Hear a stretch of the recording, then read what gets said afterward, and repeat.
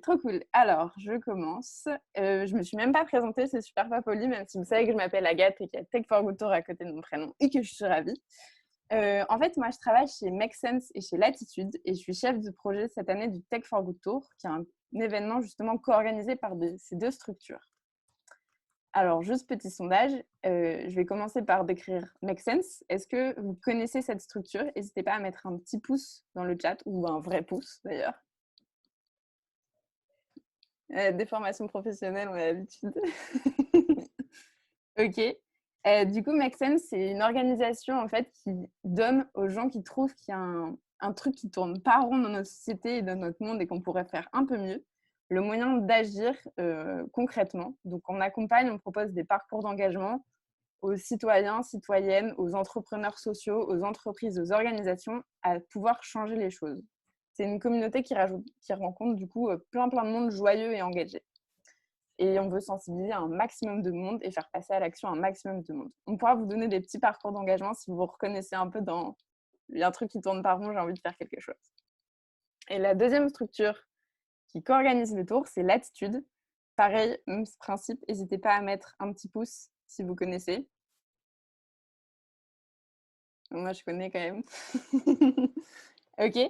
Alors, Latitude, c'est une association qui veut en fait mobiliser toutes les personnes qui travaillent, qui ont des compétences techniques, ingénieurs, data scientists, web designers, il y a des métiers qui continuent d'arriver tous les jours, à mettre leurs compétences au service de projets qui œuvrent pour une société plus durable et plus solidaire.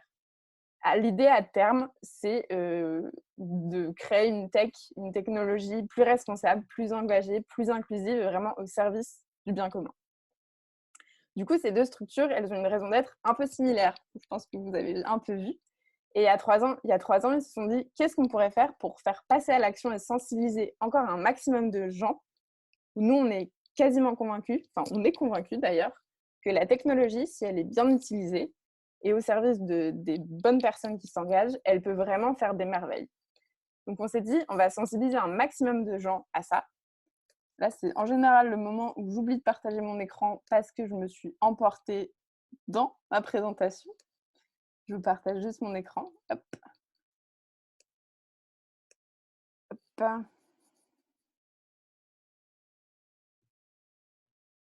Voilà, pour remettre un petit peu les beaux petits logos. Et du coup, on s'est dit, on va sensibiliser un maximum de personnes. La première cible qu'on veut sensibiliser, parce que c'est un peu le futur, c'est les étudiants et les étudiantes en école d'ingénieur et de gestion de projet de commerce, pour leur dire, trouvez qu'il y a un truc qui tourne pas rond, vous avez des compétences et une légitimité pour agir, pour faire que ça change. La deuxième cible un peu qu'on vise grâce à ce tour, c'est les gens qui portent un projet en général impact, et on leur dit, la technologie déjà c'est ça, parce que c'est pas forcément clair pour tout le monde, et ensuite on leur dit comment ça peut t'aider concrètement à démultiplier ton impact, d'aider sur des tâches répétitives, etc.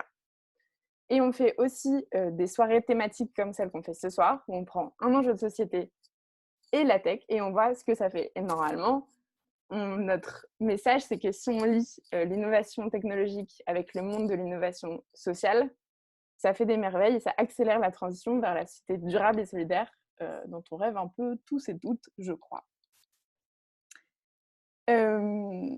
Et du coup, ce tour, il est soutenu par nos 4 partenaires. Maïf, que vous connaissez sûrement, qui, pour la première fois, nous soutiennent et qui, eux aussi, font un tour, un numérique tour. Là, c'est vraiment un tour de France avec un camion pour rendre accessible le numérique à plus grand nombre.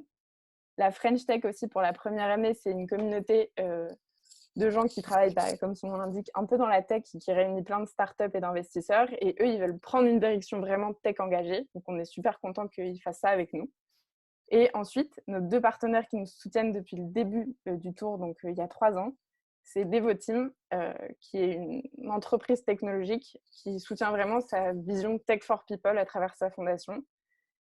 Et SAP, enfin, je vais bientôt reprendre mon souffle, qui est une société leader dans les logiciels qui soutient pas mal de projets comme ça. Donc, on est trop content de faire ça et de pouvoir partager cette vision avec encore plus de monde. Alors, pour revenir à cette soirée, on va parler ce soir, vous êtes là pour ça, de finances responsables. Alors, je pense que dans notre monde aujourd'hui, un peu étrange, un peu flou, on peut se poser des questions sur pas mal de choses. Surtout en ce moment, l'idée, c'est de prendre du recul sur quel modèle de société on a envie pour demain. Et franchement, on ne se pose pas souvent des questions sur la finance. C'est un domaine qui est en général super éloigné de notre quotidien. Et pourtant, c'est un peu au cœur de notre économie et de notre mode de vie sans qu'on s'en rende compte. Du coup, l'idée de cette soirée, c'est vraiment de trouver un espace de découverte et d'explorer comment nous, en fait, on peut s'approprier cette finance et l'utiliser comme levier pour aller vers un monde plus solidaire et plus durable. Donc, on va avoir 3 grandes étapes ce soir au programme, au menu. D'abord, un pitch, parce que c'est trop cool d'écouter des grands discours, mais c'est mieux d'avoir des exemples. Ensuite, une table ronde où on va vraiment creuser le potentiel des nouvelles technologies et la finance dont on rêve pour demain.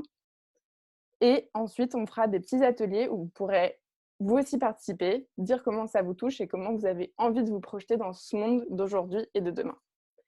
N'hésitez pas à poser des questions. Il y a Victor, qui est mon collègue qui travaille chez Make Sense, qui fait des grands coucous, qui va me faire remonter les questions et normalement répond au chat de temps en temps. Et Louisa, qui va prendre aussi des notes. On va faire un article sur cette soirée pour sensibiliser encore plus de monde. Du coup, Simon, je te passe la parole pour que tu nous présentes Carbo. Super, merci beaucoup Agathe. Bonjour à toutes et à tous. Merci pour cette invitation. Merci aux deux structures, Latitude et Make Sense, pour l'invitation. Je vais vous présenter Carbo. Déjà, enchanté, je suis Simon Letourneau. Je suis un des 3 cofondateurs de Carbo et juste une petite anecdote sur moi. J'ai eu une sorte de coming out écologique il y a maintenant 5 ans qui a fait changer ma vie personnelle et qui m'a fait me lancer dans l'entrepreneuriat, on va dire, social et environnemental. Alors, Carbo, c'est quoi? Quel problème on essaye de résoudre? Est-ce que Agathe? Super. Vraiment, le problème qu'on essaye de résoudre chez Carbo, on sait en fait que depuis 50 ans, il y a une problématique climatique qui est importante. On le sait par les chiffres, par le GIEC, on n'arrête pas de le rappeler régulièrement. En revanche, nous, ce qu'on essaye de faire chez Carbo, c'est essayer de comprendre d'où vient cette inaction face au changement climatique. Essayer de comprendre pourquoi, depuis 50 ans, on sait et on ne bouge toujours pas. Et donc, comment on pourra essayer de faire changer les comportements.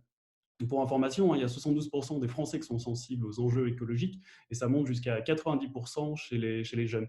Et pourtant, ça fait ce que je vous disais, 20 ans que l'empreinte carbone des Français n'a pas forcément bougé. Il y a une sorte de déresponsabilisation par rapport à ces sujets.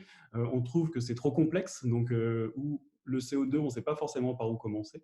Il y a un sujet aussi de distance, c'est pas forcément ici, pas maintenant. Et il y a une partie, comme je disais, de déresponsabilisation en disant c'est pas moi, c'est plutôt les entreprises, c'est plutôt les États. Donc voici le problème qu'on essaye de résoudre chez Carbo, c'est cette inaction face au changement climatique.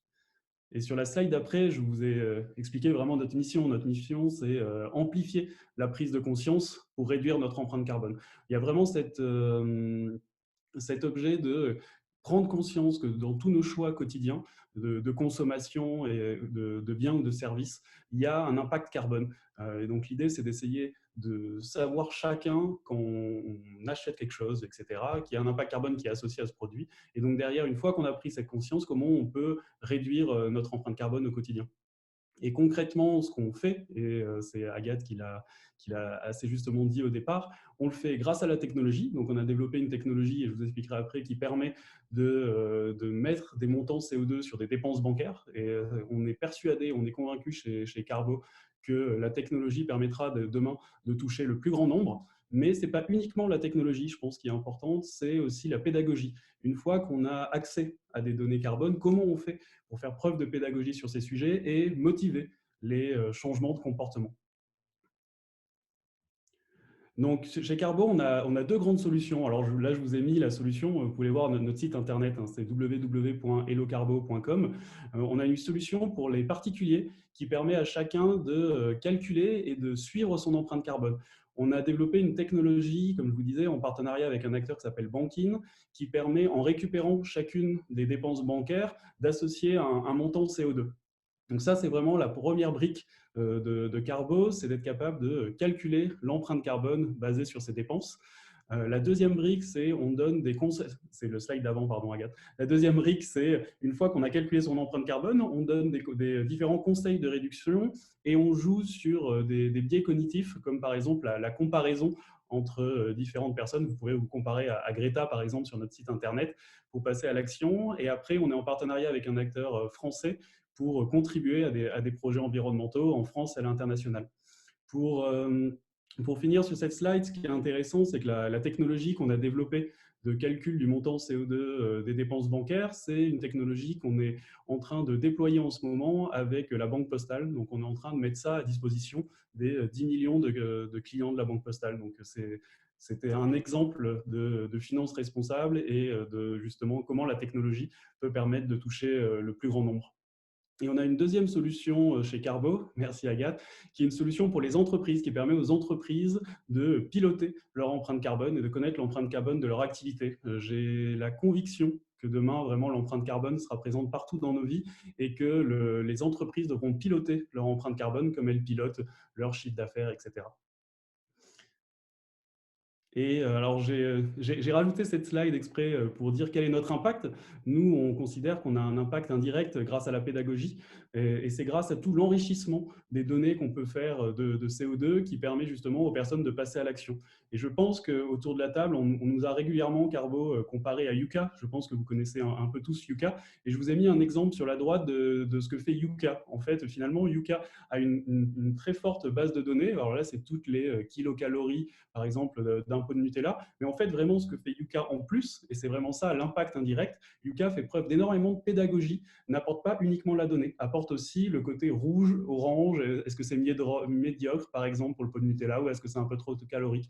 Donc, on est convaincu que cet impact indirect peut avoir un effet puissant de changement de comportement. Et pour finir, j'ai essayé de voir, parce que la finance à impact ou l'impact, la finance responsable, tout ce qu'on peut imaginer, il y a un écosystème qui est assez large. Hein. Nous, on est membre de Tech for Good France, de Impact France, et on est incubé chez Plateforme 58, qui est l'incubateur de la Banque Postale. Donc, il y a tout un écosystème qui permet justement de faire grandir cette finance responsable.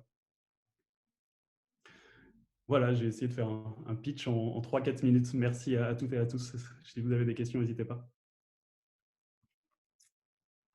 C'était parfait niveau timing. J'oublie toujours de rallumer mon micro. Oui, n'hésitez pas si vous avez des questions. Déjà, petit sondage comme ça. J'aime beaucoup faire des sondages, vous allez voir. Qui connaissait déjà Carbo? Qui a déjà entendu parler de ça? Et d'ailleurs, n'hésite pas, Simon, à mettre tous les liens dans le chat si ça intéresse les gens. Je te conseille même. On peut même poser une question plus facile. Qui connaît son empreinte carbone autour de la table? Moi. Effectivement, Henri, on est en partenariat avec Pure Projet. C'est-à-dire que les gens, quand ils ont des émissions, ils peuvent contribuer à des projets en France ou à l'étranger de plantation d'arbres en agroforesterie. Thibaut connaît son empreinte carbone en nombre de planètes. Ah oui, le nombre de planètes qu'il faut pour si on a un mode de vie. Je crois que si tout le monde a le mode de vie des États-Unis, c'est 8 planètes. Ce qui est pas... C'est un peu... Ça coince, quoi. Trop cool. Et ben, s'il n'y a pas d'autres questions, n'hésitez pas, si ça vous vient, à les mettre dans le chat. Ce que je vous propose, c'est, avant de passer à la table ronde, de continuer de glisser un peu sur sa chaise ou sur son canapé, c'est de faire quelques petits étirements. Je suis très fan des étirements. Souvent, on me regarde en me disant « Mais pourquoi elle fait ça ?» Mais c'est juste parce que on passe, je pense, tous et toutes notre journée devant Zoom, devant un ordinateur, assis. Donc, c'est bien aussi de faire quelques petits exercices. Ok, alors, on est parti. Je vais repartager mon petit PowerPoint fait avec amour. Ok, alors, vous inquiétez pas, c'est juste pour... il n'y aura pas un PowerPoint tout le long de la table ronde. La table ronde, c'est avec des vrais gens. Enfin, on fait comme on peut, mais avec des vrais gens, en tout cas. Donc, l'idée de cette table ronde, c'est justement de démystifier un peu le secteur de la finance, notamment grâce à des outils tech qui le rendent accessible parce qu'on a vu qu'il y avait un souci un peu de on ne connaît pas trop ce que c'est. Normalement, on ne rentre pas dans les détails hyper techniques aujourd'hui. Les intervenants et les intervenantes sont prévenus de ne pas rentrer dans des termes trop, trop techniques. Et s'il y a des trucs que vous ne comprenez pas, n'hésitez pas à poser des questions. Et donc, on va ensemble aborder différents concepts, donner des clés de compréhension, découvrir qu'on fait pas mal de choses grâce à notre finance en général, à condition en fait qu'on la rende transparente et accessible. Parce qu'en fait, on ne va pas se mentir, il y a un tout petit pourcentage de la planète qui comprend comment ça marche. Et c'est un peu la finance qui dicte un peu les règles de notre système aujourd'hui. Donc bref, la finance est au cœur de nos vies, on ne sait pas comment ça marche. Et là, la tech entre en scène. On va voir comment on peut changer ce paradigme et reprendre un peu les rênes de ce pouvoir. Je ne vais pas spoiler le reste de la table ronde, mais je pense que dans 1 heure, ce ne sera pas tout à fait pareil dans notre esprit. Je vais commencer par un petit tour de table des intervenants et des personnes autour de la table. Ce que je vous propose, c'est que vous preniez chacun la parole rapidement pour vous présenter votre projet, la place de la tech dans celui-ci et quelques chiffres qui font toujours un peu tilt autour de vos projets. Pierre, qui représente l'ITA, est-ce que tu peux commencer? Oui, avec plaisir. Bonsoir à tous. Alors, de façon très succincte, nous, chez Dital, l'idée, c'est vraiment d'équiper le citoyen avec des solutions digitales pour lui permettre de s'engager via son épargne dans une transition sociale, sociétale et environnementale. Donc, en gros, pour ça, on a deux solutions digitales. On a les plateformes de crowdfunding qui permettent vraiment de financer l'économie réelle, les startups, les PME, et de les accompagner concrètement à leur transition raisonnée, je vais dire. Et également l'application Rift qui permet le crowdfunding, ça va être davantage sur la partie non cotée réellement PME des territoires, et Rift qui vient compléter l'offre de services digital pour pouvoir scanner son épargne et analyser son empreinte notamment carbone, plutôt sur une logique cotée, vision portefeuille, donc plutôt les comptes courants, livret A, assurance vie. L'idée, c'est vraiment de pouvoir engager le citoyen, lui donner une transparence dans la finance, qui est, comme disait Agathe, qui est quelque chose d'assez opaque aujourd'hui, de pouvoir se mobiliser et de proposer une alternative aux produits existants sur le marché à l'heure actuelle. Merci beaucoup, Pierre. Je trouve que tu es nickel sur le timing. J'apprécie énormément. Est-ce que Frédéric, qui représente We Do Good, tu peux te présenter et ton projet aussi, s'il te plaît? Bonjour à toutes, bonjour à tous. Donc moi je suis Frédéric Joseph, je suis associé chez We Do Good. Alors moi je suis sensibilisé sur l'enjeu climatique depuis assez longtemps. Je me souviens qu'en 2005, j'ai assisté à une conférence de Al Gore. Donc vous voyez, 2005, ça prouve que je suis sans doute le plus âgé de cette table ronde. Donc j'ai assisté à cette conférence d'Al Gore qui m'a beaucoup choqué. Il présentait son film. Et puis, en fait, bon, j'ai eu quand même mon épiphanie sur le fait de vraiment agir, faire quelque chose, puisque j'ai passé en fait toute ma carrière dans les médias, une quinzaine d'années dans les médias. Il y a quelques années, j'ai eu mon épiphanie et je me suis dit qu'il fallait vraiment que je puisse en fait me regarder dans la glace et être fier un peu de ce que je pouvais faire. Et donc, j'ai quitté l'univers des médias. Et je me suis associé avec We Do Good. C'est une plateforme qui me semble présenter une solution unique au financement alternatif aux projets à impact durable. En 2 mots, We Do Good, c'est une plateforme de financement qui propose d'investir directement dans un actif qui est générateur d'impact. Donc l'idée, ce n'est pas forcément d'investir dans une entreprise, bien sûr on peut le faire aussi via la plateforme, mais l'idée dont je voudrais parler ici, c'est vraiment d'investir, la possibilité d'investir dans un actif spécifique de cette entreprise. Donc il n'y a vraiment pas plus simple, pas plus concret. L'investissement, il va financer l'actif très précisément choisi. Donc, on sait exactement où va l'argent, on connaît exactement son impact. Donc, par exemple, vous pouvez voir sur la plateforme We Do Good, je crois qu'il y a deux projets en ce moment. Il y a un projet qui permet de financer des robots tondeurs qui permettent d'aller dans des endroits qui sont difficilement accessibles. En général, c'est le glyphosate qui est utilisé. Donc, pour remplacer le glyphosate, on investit spécifiquement dans un robot tondeur et ça permet de couvrir environ 1,5 hectare sans glyphosate. Ou bien on peut aussi investir dans des kits photovoltaïques qui permettent de donner un accès à l'énergie à des populations rurales en Afrique. Donc, vous pouvez investir dans un kit, une famille par kit. Et puis, en échange du financement, vous recevez ce qu'on appelle des royalties, c'est-à-dire des revenus qui sont liés à l'exploitation de cet actif. Et ces royalties vous sont reversées de manière trimestrielle. Voilà, et puis en quelques chiffres, depuis la création de Widogood, on a levé un peu plus de 6,5 millions d'euros auprès de plus de 6 000 investisseurs. Trop cool. Hyper concret, merci. Donc, si vous voulez investir dans un robot tondeur, c'est ici. Est-ce que Julia, ensuite, tu peux te présenter et présenter Helios, s'il te plaît? Yes, volontiers, et merci Agathe pour l'invitation. Donc enchantée à tous, je m'appelle Julia Menayas, je suis la cofondatrice d'une société qui s'appelle Helios, helios.do, et moi je viens de la tech, enfin, je viens au départ de l'univers des startups, de l'innovation, et j'ai fait ça pendant quelques années pour me rendre compte que finalement dans la tech on faisait beaucoup de choses, mais on faisait rarement d'innovation au service de l'impact environnemental ou de la plus-value sociale, et c'est ça un peu la base d'Helios, c'est-à-dire qu'on peut peut-être combiner les deux pour faire quelque chose d'intéressant. Alors, Helios, en un mot, donc notre mission, c'est de dépolluer la banque. Et je pense qu'Alexandre nous expliquera beaucoup pourquoi c'est nécessaire.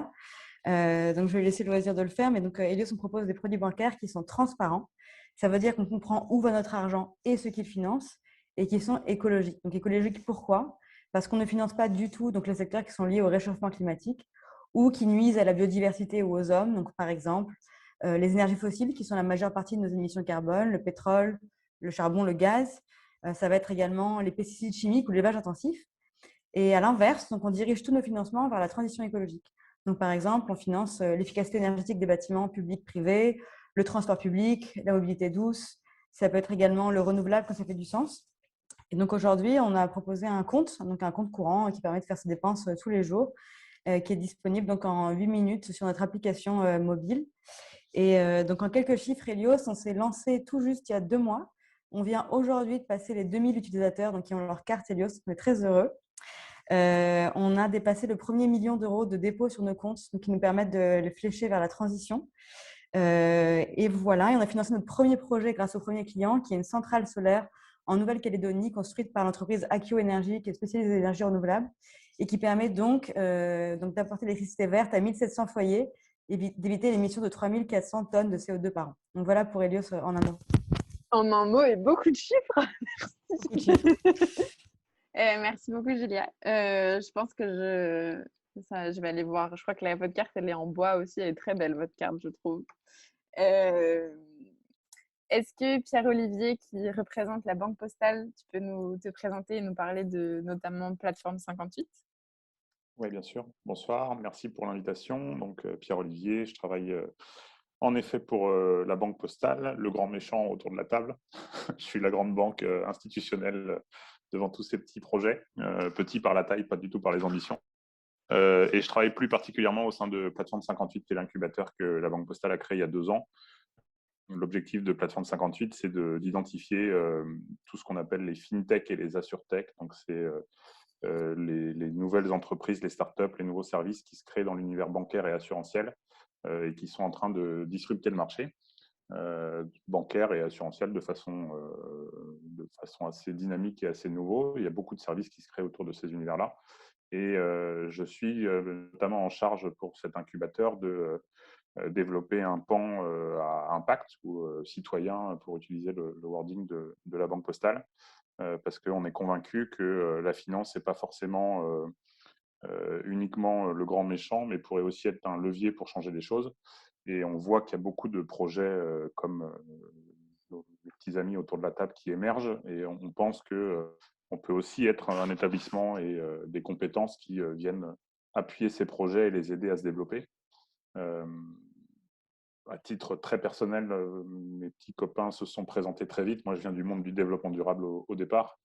Et quand j'ai fini mes études, mon choix, c'était de savoir si j'allais travailler chez une ONG pour montrer ce qui n'allait pas ou pour avoir une action très locale ou dans des petites structures. Et j'ai fait le choix inverse d'aller dans des grands groupes parce que quand on fait bouger la barre de ces grands groupes, en fait, on peut avoir un impact très important. Julia disait qu'elle avait 2000 clients et c'est déjà très beau après 2 mois. Nous, on en a 12 millions après 10 ans d'expérience, un peu plus de 10 ans d'existence pour la Banque Postale. Voilà, donc où est-ce qu'on peut faire bouger le plus vite les choses? On est sans doute moins souple et moins agile que dans les startups qui se créent autour de nous. Mais quand on entraîne la plupart de nos clients, ça fait bouger les masses de façon aussi très, très importante. Voilà. Merci beaucoup. Hyper riche comme partage. Et je vois effectivement la logique d'aller dans un grand groupe pour faire bouger les lignes. Et pour finir cette présentation de table ronde, Alexandre, qui représente donc Oxfam France, est-ce que tu peux aussi te présenter? Yes, bonsoir tout le monde. Alors, moi, je travaille pour une ONG, Oxfam France. Donc, je vais vous présenter ce qu'on fait d'habitude. En fait, Oxfam, historiquement, est une ONG qui s'attaque aux conséquences de la pauvreté dans les pays en voie de développement notamment. Et à partir des années 2000, on a commencé à s'intéresser aux causes de la pauvreté, aux racines de ce qui crée les inégalités, de ce qui crée l'injustice sociale ou l'injustice climatique. Et donc, on s'est évidemment intéressé à la transition écologique, puisque urgence sociale et écologique vont de pair.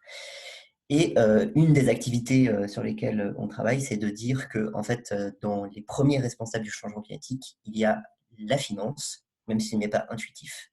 Et donc, on a vocation à pour but d'entraîner tous les acteurs financiers vers la transition écologique, que tout leur financement soit orienté vers la transition écologique. Donc, y compris les grands acteurs qu'a évoqué Olivier, donc les grandes banques françaises, les grands acteurs financiers, parce qu'on a besoin d'elles, parce qu'elles font tourner le monde, et que chaque euro qui est investi aujourd'hui va façonner le monde de demain. Or, on veut que chaque euro aujourd'hui aille vers quelque chose qui aille vers des projets verts, parce que c'est ça l'avenir de demain. Et pour vous donner un ordre d'idée et pourquoi c'est absolument fondamental de parler d'acteurs financiers lorsqu'on parle de transition écologique ou de climat, sur le podium des 3 entreprises françaises les plus polluantes en France, eh bien, il y a simplement 3 banques. Et je vous en parlerai tout à l'heure, petit teasing. Wow. Merci. Du coup, voyez un peu qui on a autour de la table, différentes typologies d'acteurs, donc ça va être assez riche. Je suis sûre que ça va être riche d'ailleurs.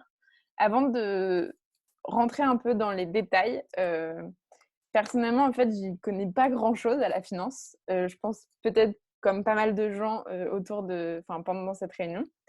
On va pas dire réunion, ça fait travail, cet événement, cette soirée. En fait, moi, tant que j'ai des sous sur mon compte et que je peux payer mon loyer à la fin du mois et manger, ça me va. Alexandre, est-ce que du coup, tu peux m'expliquer très rapidement comment ça fonctionne et en fait, en quoi ça m'impacte, en quoi ça me concerne au-delà de subvenir à mes besoins de base, en fait? En fait, ce qu'il faut comprendre, c'est que l'argent qu'on met en banque, que ce soit via notre épargne, donc qui va aller directement financer des entreprises sur les marchés financiers ou par d'autres mécanismes, ou l'argent qu'on a sur notre compte en banque, qui va permettre, je simplifie un peu, mais aux banques de pouvoir prêter derrière à des entreprises, à des instituts, etc. En fait, c'est notre argent derrière qui va servir des projets, qui va financer des projets. Et donc, l'argent n'est pas neutre. Il faut vraiment avoir ça en tête. Et notre argent, lorsqu'on le met à la banque, il n'est pas du tout neutre. Et il faut avoir en tête que cet argent va permettre de financer des projets plus ou moins polluants, des projets à fort impact social ou écologique, etc. Et donc, en réalité, ce que vous devez avoir en tête, ce n'est pas du tout intuitif, mais votre premier poste d'émission de CO2, on en parlait tout à l'heure avec Carbo, c'est pas vos déplacements en voiture, en avion, etc. C'est pas votre consommation de viande ou d'autres choses comme ça. En réalité, c'est l'argent que vous mettez en banque. Tout simplement parce que les grandes banques, notamment les grandes banques, elles vont utiliser cet argent pour financer des projets extrêmement polluants. Donc votre argent, il va être utilisé pour financer des puits de pétrole ou de gaz de pétrole de schiste aux États-Unis, au Canada. Il va financer des centrales à charbon en Indonésie. Il va financer la déforestation en Amazonie. Et donc, en réalité, un Français, il a environ en moyenne 25 000 euros sur son compte, c'est une moyenne. Et bien, 25 000 euros sur un compte en banque d'une grande banque française, BNP Paribas, Crédit Agricole, Société Générale, ça va émettre 12 tonnes de CO2. Et 12 tonnes de CO2, c'est l'empreinte carbone d'un Français dans toute l'année. Donc, c'est absolument colossal. Si vous avez, par exemple, une somme comme 5 000 euros, ce qui est un peu plus raisonnable, rien que 5 000 euros, ça va émettre 3 à 4 tonnes de CO2. Donc, c'est quasiment un tiers ou un quart de ce qu'un Français émet par an. Donc, il faut vraiment avoir en tête que notre argent va émettre du CO2 derrière. Et donc, que c'est très important d'avoir conscience de où va son argent et de pouvoir en avoir conscience et demander à son banquier éventuellement. On en parlera sur les solutions tout à l'heure et comment agir face à ça. Merci beaucoup. Effectivement, ça me concerne. Et du coup, pour compléter un peu ce que tu as dit, Frédéric, j'aimerais te demander, du coup, mon argent, quand il est sur mon compte, est-ce que je peux savoir précisément où il va? Et est-ce que j'ai un mot à dire sur ce à quoi il sert au sein de ma banque, par exemple?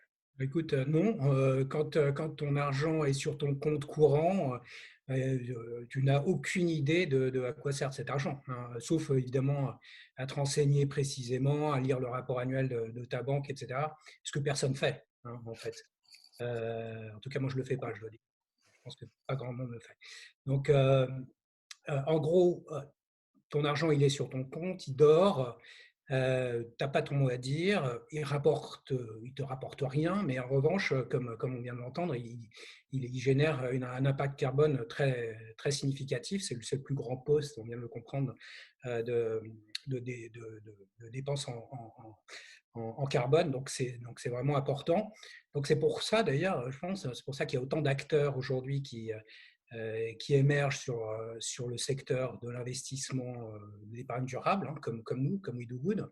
Donc en fait, l'idée, c'est d'utiliser cet argent qui dort. Donc quand on a un peu d'argent sur son compte, évidemment, on a de l'argent pour ses dépenses courantes, mais dès qu'on a un peu d'argent, un peu de reliquat sur son compte, par exemple avec des solutions comme celles des acteurs de la table, comme We Do Good ou autres, eh ben, on peut investir sur des projets d'épargne durable. Et c'est ouvert à tous. Ça peut être à partir de 10 euros. À partir de 10 euros, par exemple, je parlais des robots tout à l'heure, des robots tondeurs. On peut commencer à investir à partir de 10 euros dans des robots tondeurs ou dans d'autres projets comme ceux que d'autres plateformes peuvent proposer. Donc vraiment, ce sont ces alternatives-là qui sont aujourd'hui émergentes et qui permettent de rendre cet argent qui dort, cet argent inactif sur le compte et qui coûte en impact carbone, qui rend cet argent positif et productif.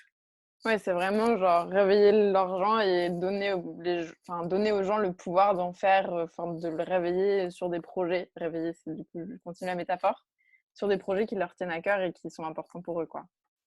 C'est ça, c'est exactement ça. Tout à fait. Merci beaucoup. Maintenant, j'y vois un peu plus clair sur la finance en général, même si ça reste très global, mais au moins je comprends le concept.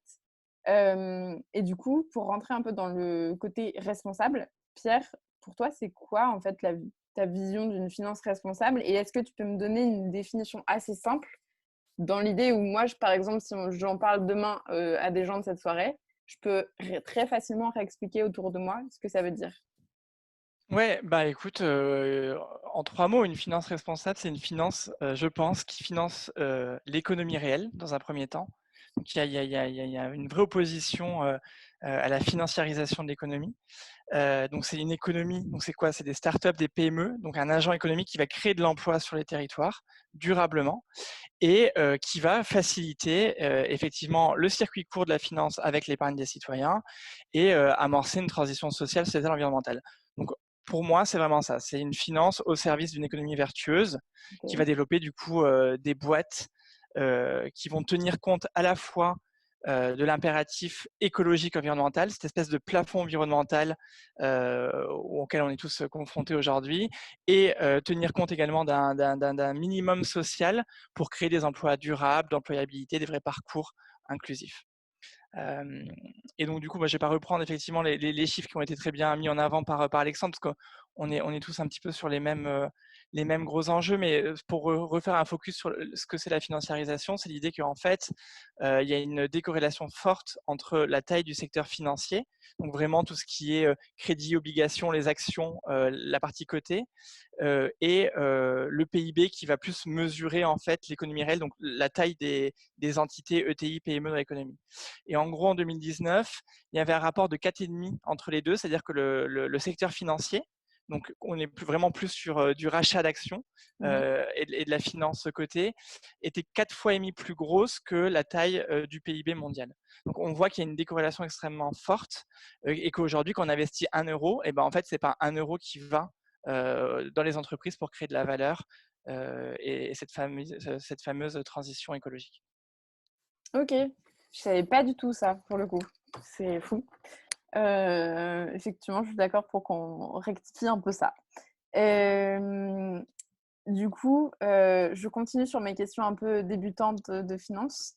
Le concept de We Do Good et de ses royalties, c'est aussi de la finance, Frédéric? Et aussi, deuxième question, tu as un peu déjà répondu en fait tout à l'heure, mais comment la tech pour toi, elle peut rendre la finance plus transparente et plus accessible à tout le monde? Parce que j'ai un peu l'impression de l'enjeu aujourd'hui.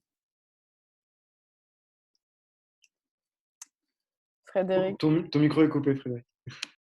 Classique, ça n'arrive pas qu'à moi. Désolé.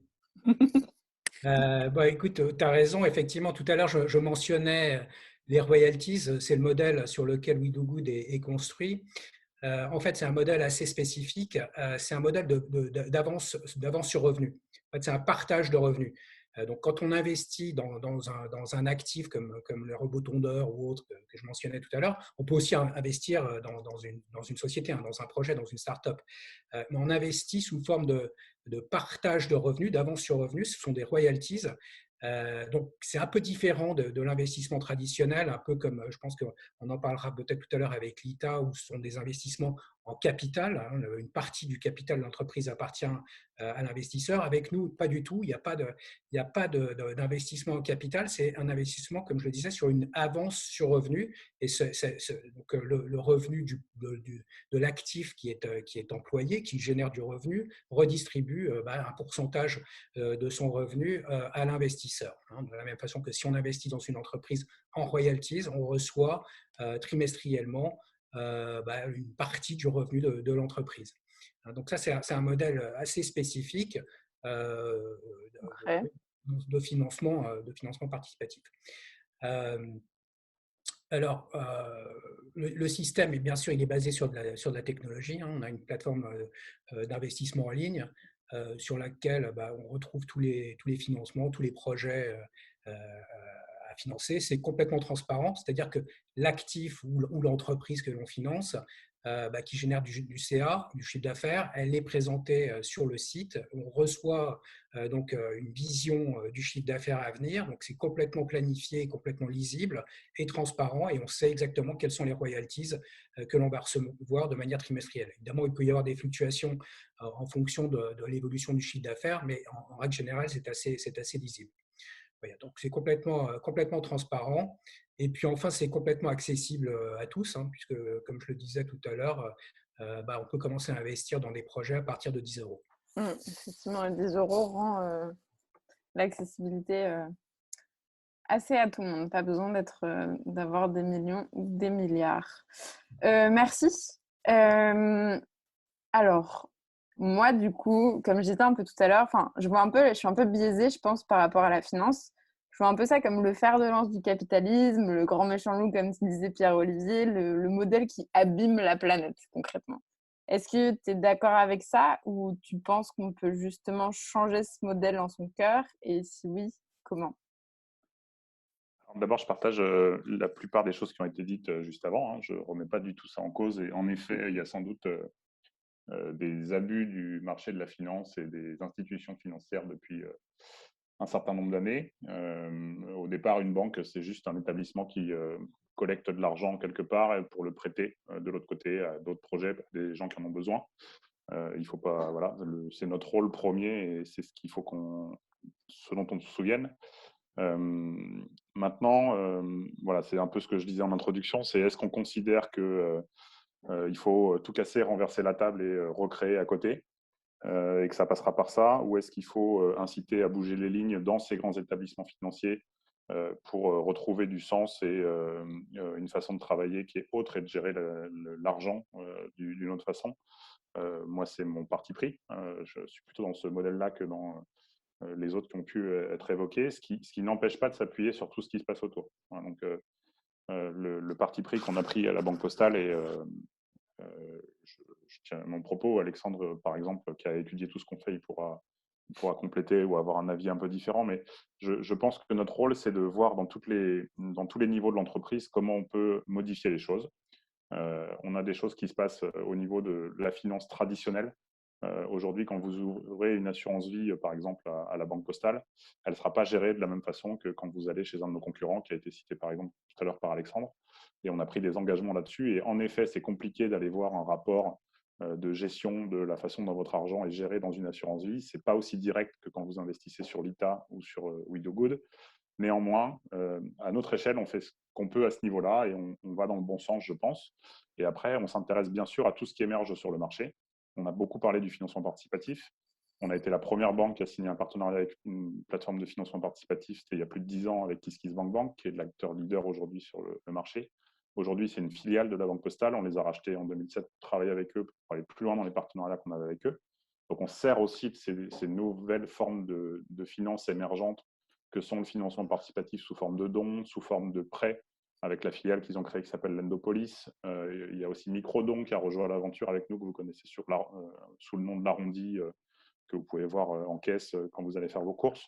Donc, on capitalise sur tout ça. Et nous, notre rôle au sein de Plateforme 58 plus spécifiquement, c'est justement d'identifier ces acteurs qui sont émergents pour, d'une part, voir ces tendances qui émergent et essayer de les percevoir et de les accompagner le plus vite possible et les aider à se développer et à prendre une ampleur qui soit plus importante. Alors, dans notre intérêt aussi, c'est-à-dire que il faut que ce soit des partenariats gagnant-gagnant, c'est-à-dire qu'ils nous aident à faire bouger les lignes beaucoup plus vite que si on le faisait tout seul. Et en même temps que nous, on puisse leur apporter à la fois de la compétence, à la fois des clients, de la visibilité, enfin tout ce dont ils pourraient avoir besoin pour grossir plus rapidement. C'est tout ça l'enjeu de mon travail et de ce que je souhaite faire aujourd'hui. Effectivement, ça fait sens. Ça fait un peu effectivement position de grand frère pour accompagner tous les projets qui émergent et être en harmonie tous ensemble pour réinventer un peu la finance, parce que s'il y a un seul acteur, ça ne bouge pas grand-chose. Il faut effectivement le côté réseau, écosystème qui marche assez bien. Merci Pierre-Olivier. Pour continuer, je vous partage un peu du coup ma vie, mais moi je me considère plutôt comme quelqu'un d'engagé qui fait le plus possible pour pousser vers une société plus durable et solidaire, mais pourtant la finance, j'y ai jamais accordé d'attention. Julia, à ton avis, pourquoi est-ce que la finance, ça reste dans l'angle mort de l'action citoyenne? Et est-ce que tu as une idée pour changer ça et me motiver à m'engager aussi à travers ce secteur?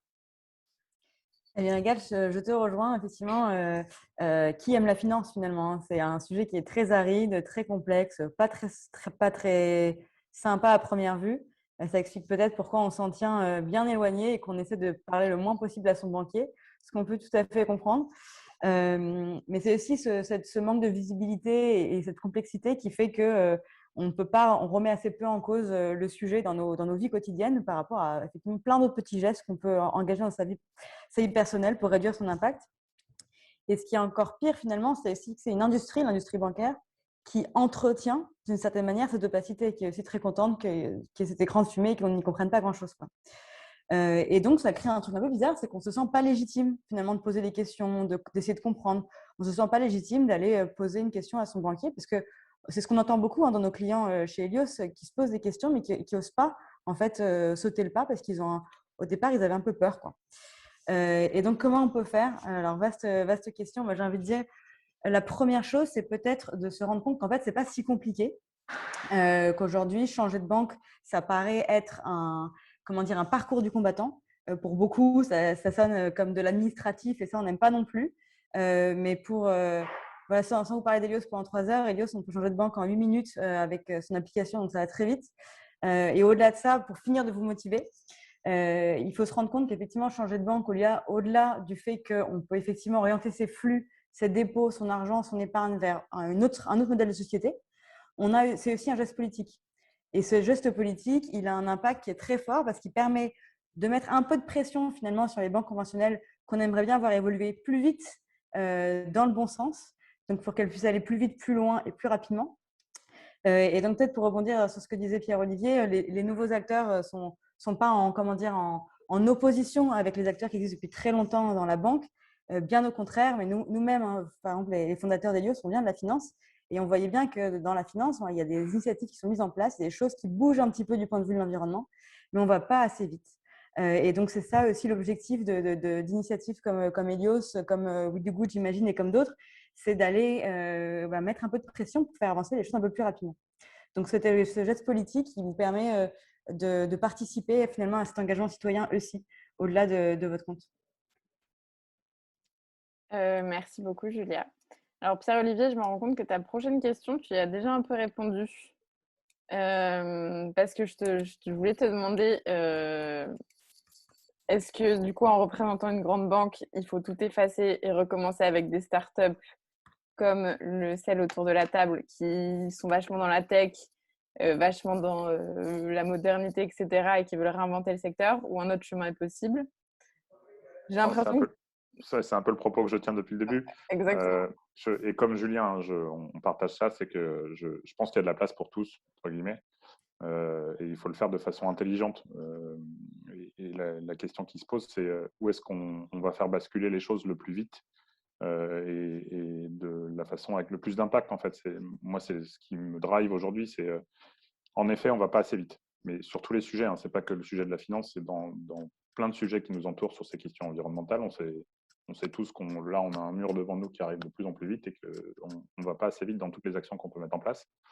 Et où est-ce qu'on a le levier qui est le plus important pour réagir par rapport à ça et prendre les bonnes décisions. Est-ce que Julia, sans la me pointer du doigt, moi j'aime beaucoup l'initiative qu'elle a, elle ira plus vite que moi, entre guillemets, on prend un exemple très concret, hein, à collecter des millions et des milliards d'euros pour que ce soit tracé et très vert et que ça? Ou est-ce que c'est une décision d'un patron à la Banque Postale à un moment donné qui tombera en disant je ne finance plus le charbon, ce qui est déjà le cas, et tous mes investissements seront verts, et qui bascule à ce moment-là tous les milliards d'encours qu'on perd déjà? Ça genre, Pardon? du jour au lendemain, ce serait possible du jour au lendemain, ça? C'est des décisions politiques, donc ça ne tient qu'à nous en fait. On est tous citoyens et acteurs de nos métiers, donc et par vos comportements de consommation, ceux qui écoutent ce soir, c'est aussi ça les choix que vous faites. C'est-à-dire que vous pouvez aussi choisir, bien entendu, la banque dans laquelle vous êtes, les placements dans lesquels vous investissez, et plus il y aura de monde qui va sur cette tendance-là, plus il y aura de pression dans tous les grands établissements financiers et dans les petits aussi, pour faire bouger les choses. Aujourd'hui, on voit du bio partout dans les rayons alimentaires. C'est parce qu'il y a une demande. C'est les seuls rayons dans les supermarchés aujourd'hui qui continuent à être en croissance. Donc, c'est pas neutre. C'est parce que les gens en achètent. Hein, donc, ça va marcher exactement de la même façon sur le secteur bancaire et financier, à mon avis. Voilà. Et pour ça, il faut le faire tous ensemble. Donc, Effectivement. Après, il reste à voir combien de temps le délai va prendre pour qu'on arrive justement à cette vague de prise de conscience. Et ça bouge. Je suis sûr que si on regarde les études Oxfam depuis, je ne sais pas combien de temps vous en faites, Alexandre, mais je pense que c'est un sujet qui n'était pas traité il y a 20 ans et sur lequel aujourd'hui il y a de plus en plus de surveillance, d'alerte et de choix de la part des consommateurs. Donc ça bouge vraiment, je pense. Oui. Moi, je pense aussi, on pourra faire un petit sondage, encore un à la fin de la table, pour voir si ça a fait bouger pas mal de vos certitudes et de vos projections d'ailleurs. Et du coup, pour un peu finir dans cette vague utopiste, Julia, dans tes rêves les plus fous, la banque dans 5 ans, ça rime avec quoi? Et quelle est la place et le rôle de la tech dans cette transition? C'est une très bonne question, Agathe, et j'aimerais bien avoir ce pouvoir de décider ce que sera la banque dans 5 ans. Peut-être pour commencer à répondre à cette question, c'est partager un petit peu une expérience personnelle. Donc, comme je disais, dans cette équipe Helios, on vient de la finance et on s'occupait de mettre en place des stratégies environnementales. On appelle ça la stratégie ESG. Donc, ça, je vous donne plein de jargon dans une banque un peu conventionnelle. Et en fait, on se rendait compte qu'aujourd'hui, les banques sont très fortes pour faire du marketing et de la communication sur l'environnement. Mais à côté de ça, effectivement, il y a des choix structurants qui sont évidents. Donc, concrètement, aujourd'hui, on ne peut pas financer de nouvelles centrales à charbon, évidemment. On ne peut pas continuer à financer l'extraction pétrolière. Sans quoi, on s'expose évidemment au risque climatique. Et au-delà de ça, on expose aussi l'établissement bancaire et ses clients à des risques financiers qui sont majeurs, qui sont liés en fait, à la dévaluation de ces actifs. Bon, pour arrêter le jargon, ça veut concrètement dire que ce n'est peut-être pas un très bon investissement aujourd'hui d'investir dans un puits de pétrole, quoi. Parce que dans quelques années, ça pourrait ne pas valoir grand-chose si on entame une transition écologique un peu forcée. Donc ça, c'est le premier point. Et donc, qu'est-ce que je voudrais pour cette banque dans 5 ans? J'espère qu'en fait, Helios ne servira à rien finalement, qu'en fait, Helios n'a plus sa raison d'être Alors, je pense qu'on aura toujours notre raison d'être malheureusement et qu'on ira toujours pousser les banques un peu plus loin sur le sujet du climat. Mais j'espère sincèrement que effectivement, toutes les banques auront pris un petit peu la mesure de leurs engagements et ça ira un peu plus vite. Et ça marche effectivement ça passe par travailler avec les grandes institutions pour que peut-être elles puissent accélérer sur le sujet. Ok, merci beaucoup. Du coup, c'est super ce qu'on dit depuis tout à l'heure. J'ai l'impression qu'on peut vraiment sauver le monde grâce à la finance. Et du coup, je me demandais, Alexandre, et je pense que ça fait partie de ton quotidien et de sûrement ta frustration, c'est pourquoi ça bouge pas plus vite? Et euh, en fait, c'est très simple. Un acteur financier, son but, c'est de faire des profits, de faire des bénéfices. C'est sa mission. Aujourd'hui, en fait, quand un acteur financier, une banque, elle investit dans le pétrole, le gaz, elle continue à gagner de l'argent. Donc, c'est tout aussi simple que ça. Et c'est pour ça que les projets polluants, aujourd'hui, ils rapportent encore de l'argent. Et donc, c'est pour ça que ça n'avance pas forcément aussi vite que ça pourrait. Après, il faut souligner, comme l'a dit un peu Pierre-Olivier, que ça avance un peu petit à petit. Donc, par exemple, toutes les banques françaises, elles sont sorties du charbon. À la fois de la pression de citoyens, d'ONG, parce que c'est dans le débat public, et tant mieux. Mais le souci, c'est que, en fait, aujourd'hui, si on veut respecter les limites planétaires, si on veut respecter l'accord de Paris et un réchauffement de la planète qui est en dessous d'1,5 degré, en fait, il faut que les banques elles arrêtent de financer du pétrole, du gaz, la déforestation, etc. Et donc, il y a une urgence là-dessus. Et le souci, c'est que voilà, derrière, les banques, ce n'est pas leur rôle. Et donc, une des solutions, et c'est là où on se rejoint, je pense aussi avec Pierre Visite, c'est de faire, il faut des projets au niveau individuel pour changer les mentalités, pour qu'au niveau individuel et culturel, toute la société bouge. Mais derrière, il faut aussi, et c'est ce qu'on porte, c'est juste voilà, une petite idée, c'est que nous, ce qu'on porte côté Oxfam, c'est de faire pression pour qu'il y ait une régulation de tous ces acteurs et qu'ils soient contraints de ne plus financer des projets très polluants et qu'il y ait une régulation publique en fait, de l'État qui puisse siffler la partie, qui puisse définir les règles. Et juste pour donner un chiffre, pour vous donner un ordre d'idée à quel point en fait, là, on s'attaque à quelque chose qui nous dépasse tous. Je vous disais tout à l'heure, les 3 entreprises françaises les plus polluantes, c'est les banques. Et en fait, chacune des plus grandes banques françaises, BNP Paribas, Société Générale, Crédit Agricole, elles émettent autant de CO2 chaque année, elles ont une empreinte carbone supérieure à l'ensemble du territoire français. C'est absolument colossal. C'est tétanisant, mais c'est vraiment une réalité. Et ces chiffres, ce n'est pas Oxfam qui les a calculés, c'est un cabinet indépendant. Donc voilà, d'où la nécessité aussi qu'on ait un grand acteur comme l'État qui puisse réguler tout ça. Oui, effectivement, avant de se faire taper sur les doigts, en général, les gens se disent encore quelques années, encore quelques mois, on va continuer, on va faire encore un peu de sous et puis on verra plus tard. Mais oui, c'est un peu triste, mais si ça peut faire bouger les choses. Pardon, je viens de me rendre compte que je continue de partager mon PowerPoint et du coup, vous n'avez pas vos têtes en grand sur l'écran. Mes excuses. Et du coup, pareil, dans mon esprit, c'est la finance et la tech, c'est 2 domaines qui ont hyper beaucoup d'impact sur nos vies quotidiennes, mais qui restent très flous et peu accessibles aux commun des mortels. Pierre, ton avis, est-ce que tu penses qu'il est possible de mettre ces secteurs au service d'une transition de société ou que nos modes de vie, de façon un peu fatale, seront toujours un peu dictés par ces secteurs qui nous dépassent depuis longtemps? Non, moi, j'ai pas autant de cynisme, hein. Clairement, on peut les mettre au profit de cette transition. On le voit là avec toutes les initiatives de ce soir autour de la table. En fait, il y a pas mal de choses qui ont été dites et qui sont très fortes. Je pense que, notamment, la vision de tout le monde et d'autant plus de l'ITA au Drift, c'est vraiment que, en fait, on peut avoir une autre finance pour une autre économie. Et je pense que ce que disait Julia et ce qui était repris aussi un peu par Alexandre, c'est qu'il y a un geste politique extrêmement fort dans l'acte. Et en fait, je pense que c'est important de comprendre qu'en fait, il y a une demande de transparence un peu dans tous les segments de la consommation, sur la bouffe, sur le textile, sur la mobilité, etc. Et l'épargne, c'est le dernier champ qui n'est pas forcément investi parce qu'on tient un peu d'une façon élitiste, un peu le milieu des grands financiers, etc. Mais derrière, l'épargne et les citoyens, c'est ce qui fait l'économie et c'est ce qui fait la finance.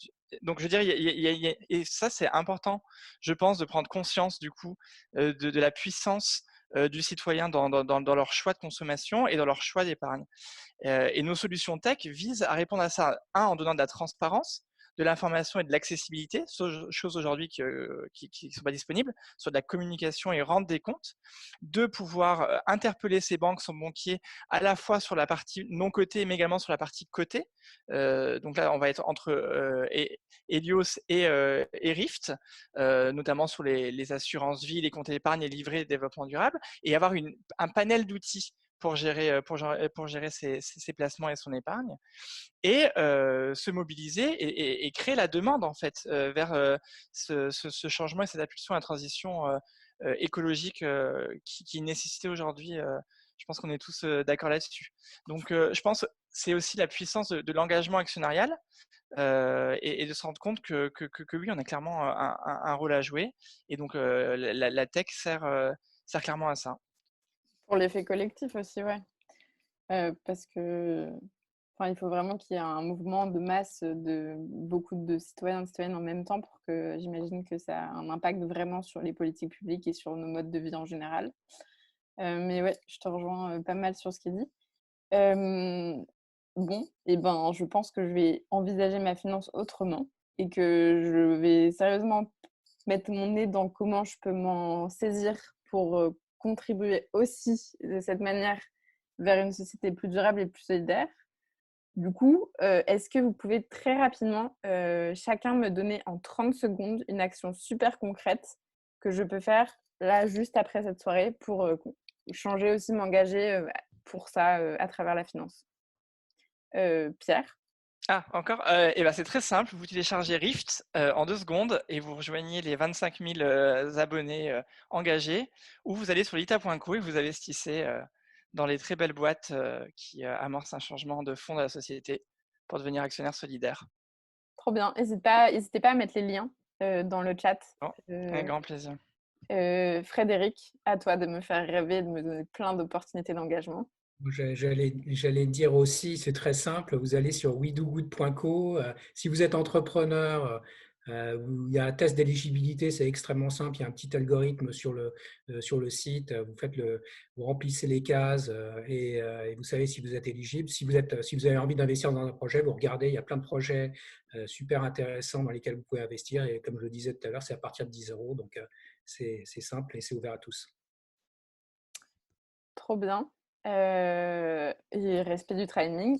Julia, j'ai l'impression que tu l'as déjà fait plusieurs fois passer ton call to action, mais tu peux le refaire passer.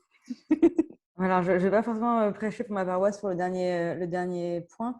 Il y a un super outil qui est sorti qui s'appelle bank.green, que je vous mets dans le chat, qui est un outil donc, créé par une réunion de plusieurs organisations, notamment Reclaim Finance, les Amis de la Terre, XR, etc., qui permet de jauger un tout petit peu de l'empreinte carbone de sa banque. Donc, c'est peut-être un bon call to action. Et ils ont une FAQ qui est très bien faite, avec notamment les différents courriers que vous pouvez écrire à votre banquier pour poser des questions ou même pour partir de votre banque. Voilà. Puis après, vous connaissez Helios maintenant. Tu l'as quand même replacé. Merci. Pierre-Olivier, à ton tour. Je vais peut-être un peu plagier Julia, mais moi, j'allais dire qu'il fallait aller lire l'étude d'Oxfam qui est publiée chaque année, parce qu'elle est quand même très intéressante et il y a beaucoup de choses dedans qu'on peut retrouver. Et vous retrouverez votre grande banque traditionnelle dedans, donc inspirez-vous-en. Et puis, comme Julien, j'allais dire, allez faire chier votre banquier, votre gestionnaire, en lui posant des questions là-dessus et en évitant à chaque fois que vous allez le voir de ne lui parler que de la performance économique de votre placement, c'est-à-dire qu'est-ce que ça va me rapporter. Parce que tant qu'on n'aura que cette question-là en bouche en tant que client, et ben forcément, on ira chercher des placements qui rapportent de l'argent et ce n'est pas forcément les plus vertueux, même s'il y a plein de projets vertueux qui ont une bonne rentabilité. Mais demandez-leur aussi à quoi sert l'argent que vous placez. Et plus on aura de gens qui posent ces questions, plus on aura de conseillers qui nous remontent ces questions parce qu'ils ne sauront pas y répondre, et plus ça interrogera sur la finalité de nos établissements financiers et ce qu'on en fait. Et c'est comme ça aussi qu'on peut mettre la pression. Ok. Pas bête la question, un peu bourrage de crâne. Merci. En mode les mentalités ont changé. Et Alexandre, c'est bien, vous faites de la pub pour chacun des autres, c'est beau. J'aime beaucoup. Normalement, il doit dire de venir à la Banque Postale. Vous vous êtes appelé juste avant. Je suis une ONG, je reste en dehors de la mêlée. Non, très simplement, deux choses. Un, interpellez votre banque, interpellez votre conseiller bancaire, demandez-lui où va l'argent, qu'est-ce qu'ils en font, etc. C'est super important que ça fasse, voilà, que même dans des grands établissements bancaires, ils aient ces interpellations de citoyens et que ça va remonter petit à petit de clients et ça va remonter petit à petit jusqu'en haut. Et je peux vous dire qu'on reçoit des courriers de clients de banques qui écrivent à leur banque tous les jours et ça fait trop plaisir. Et qui ont un vrai esprit critique. Et la deuxième chose, si vous n'êtes pas satisfait de la réponse de votre banquier, bah, changez de banque. Et pour aller où? Je crois que vous avez déjà eu assez de réponses Où vous voulez. ce soir. Il y a plusieurs acteurs autour de cette table. Voilà. Je n'en dirai pas plus. Merci beaucoup. Et ben, il est temps de clore cette table ronde hyper enrichissante et qui a pas mal dépoussiéré, démystifié un peu la finance. Et enfin, ça me semble beaucoup moins éloigné de moi. Et j'espère de vous aussi. Il y a une petite question de Marielle qui est, je pense, pour Julia, qui demande « Ça marche comment la solvabilité liquidité pour un établissement de paiement vert ?» Alors, Marielle, question un peu technique. Alors, j'espère qu'on ne va pas endormir nos auditeurs sur la dernière seconde parce qu'on les avait tenus éveillés jusqu'ici. En fait, la solvabilité, la liquidité, elle s'applique à tous les établissements, hein, peu importe leur verderie, enfin leur verditude, je ne sais pas comment on pourrait dire ça. Effectivement, les règles bancaires s'appliquent à tous, hein, peu importe la coloration des investissements qu'on peut avoir. Voilà, la régulation est la même pour tous. Et ben franchement, je connaissais pas tout et j'ai tout compris. Ok, merci beaucoup. Est-ce qu'il y a d'autres questions? Est-ce que vous avez... Alors, une question de Henri qui demande « À quand les applications mobiles Lita et WeDoGood ?» C'est en cours. Donc très prochainement. Trop bien. Sur Lita, sur WeDoGood, non, on n'est pas en train de développer l'application, mais il y a un site web mobile responsive qui fonctionne très bien, donc il n'y a pas de souci. Ça marche, très clair. Merci. Est-ce que quelqu'un d'autre a des questions ou des remarques juste? Ça ne va pas forcément être des questions. Des trucs à partager, j'en sais rien. Avant juste, si vous n'avez pas d'autres questions. Ah, Catherine a levé la main. Je ne sais pas si Catherine t'a fait exprès ou pas, ou si tu as appuyé sur un bouton. Et je te laisse la parole du coup. Non, bonjour, bonsoir, j'ai fait exprès. Bonsoir à tous. Moi, je viens du monde de la finance. J'ai travaillé dans la gestion des risques financiers pendant 10 ans à New York. Et bien sûr, j'ai aussi cette conscience écologique qui est éveillée. Et je pense qu'il y a vraiment la problématique actuellement, il y a vraiment le risque un peu de greenwashing, c'est-à-dire que tout le monde a bien conscience que c'est un très bel outil marketing, tout ça. Et les enjeux, effectivement, vont être de créer cette conscience, d'éveiller cette conscience chez le consommateur de son pouvoir. Hein. Comme ça vient d'être dit, le bio, ça s'est développé parce que les gens souhaitaient acheter bio et parce qu'ils étaient éduqués là-dessus. Mais dans l'aspect de greenwashing, je crois que ce qui va être très important aussi, c'est la quantification de l'impact. C'est-à-dire qu'aujourd'hui, il y a beaucoup de boîtes qui se développent au niveau des ratings, etc., pour l'impact. Et il faut faire attention de qui va s'en saisir de cette quantification de l'impact sur les projets, justement, les projets verts. Il ne faut pas que ça devienne que du marketing. Voilà, ce n'était pas vraiment une question, c'était plutôt un commentaire. Commentaire hyper intéressant pour le coup. Effectivement, je ne sais pas si l'un de vous veut répondre très rapidement ou pas d'ailleurs. Moi, je viens juste réagir en une seconde. Effectivement, ce que dit Catherine est très intéressant. Et puis, j'ajouterais peut-être la transparence en plus de la mesure. C'est avoir accès à l'information, ensuite la mesurer, ça passe les deux ensemble. Hyper intéressant. Carrément. Non, mais je pense que je suis tout à fait d'accord, évidemment. Hein. Si c'est que du marketing, ça n'a aucun sens et tout à fait même contre-productif. C'est pas ce qu'on cherche. Mais je pense que tous les projets dont on a parlé là, autour de la table ronde prouvent qu'il y a vraiment du concret et il y a vraiment bien autre chose que du marketing. Il faut aussi du marketing. Hein. C'est pas uniquement ça le marketing, il en faut, mais derrière des projets super concrets et qui font avancer les choses. Thibaut, j'ai vu que tu as levé de la main. Je te laisse ta parole. J'active le micro. Oui, juste, je trouve qu'on parlait beaucoup d'impact de CO2 et il ne faut pas oublier qu'il y a aussi tous les autres impacts et que pour les gens qui sont, je ne sais pas, végétariens ou autres, bah, il faut se rappeler que l'épargne, elle peut être placée aussi dans n'importe quelle entreprise et que souvent, bah, ça part dans des fonds qui sont diversifiés et si, je sais pas, on est contre les élevages industriels, bah, notre épargne, elle est peut-être dans Nestlé, etc. C'est pas forcément un impact CO2 spécifique, c'est pas forcément du pétrole.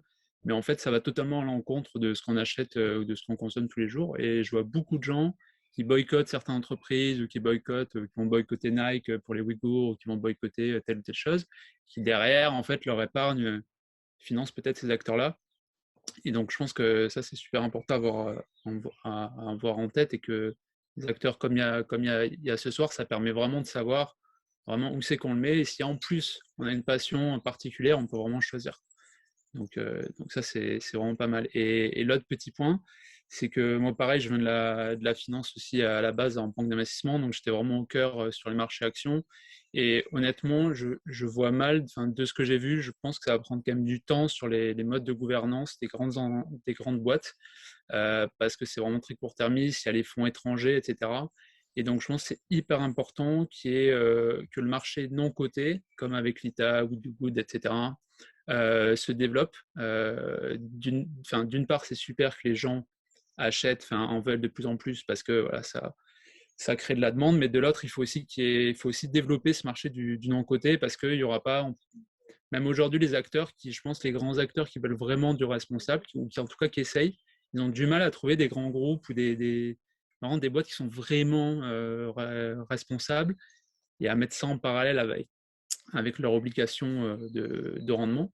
Et plus il y aura un marché gros sur le non-coté avec quelque chose qui marche, qui tourne, plus il y aura de projets qui vont demander ça, plus il y aura de PME qui vont lever sur ce non-coté, plus les gens auront le choix de choisir des PME, plus ça sera stable et plus en fait on va pouvoir switcher tout ça sans aller changer tous les mécanismes des lobbies, des grandes boîtes, etc. Et je pense que ça peut être vraiment pas mal de voir comme ça pour ces acteurs-là.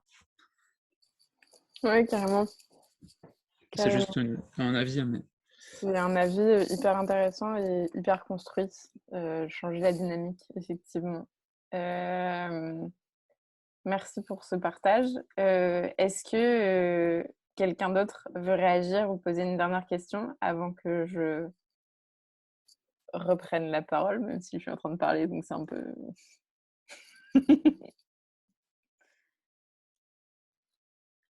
Non? Cool. Alors, je voudrais faire un autre petit sondage. J'ai passé une super soirée, j'espère que vous aussi.